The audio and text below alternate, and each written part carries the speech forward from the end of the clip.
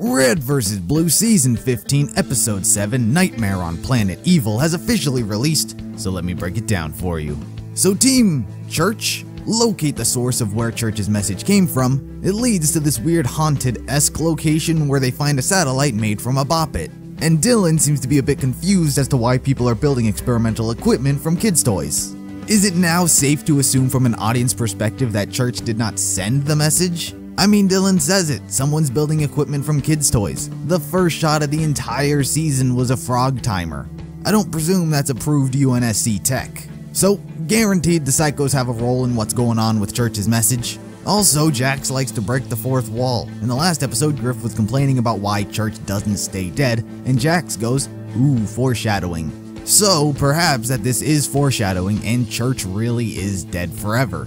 Anyway, because Church's message is bouncing from location to location, they are going to continue on with the search. But while Dylan is tracking the next location, everyone decides to search the place for clues to see if Church left any around. But Sarge is a little paranoid because he hasn't slept for 5 days. After they're done roasting one of their own productions, we get some spooky scenes, which I'll come back to. So Simmons tells Caboose all about the massacre that happened at the settlement that they are currently at, where we get a look into Caboose's mind. Aside from his belief in ghosts, Caboose thinks that so long as you care for someone, they'll return even after death, hence Church.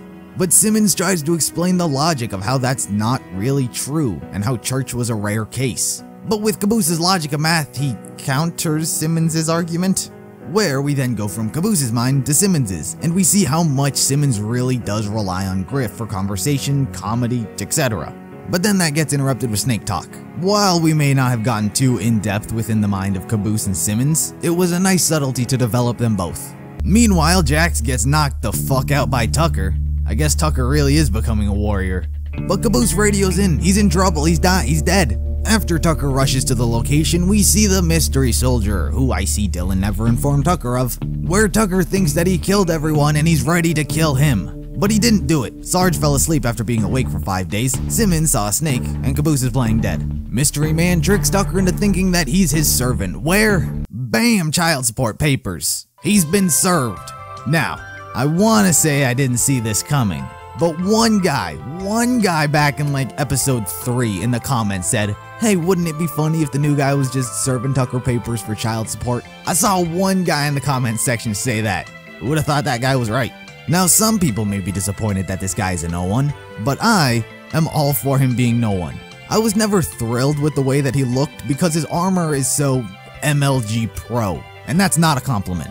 The only way he could be more MLG is if he had a katana on his back.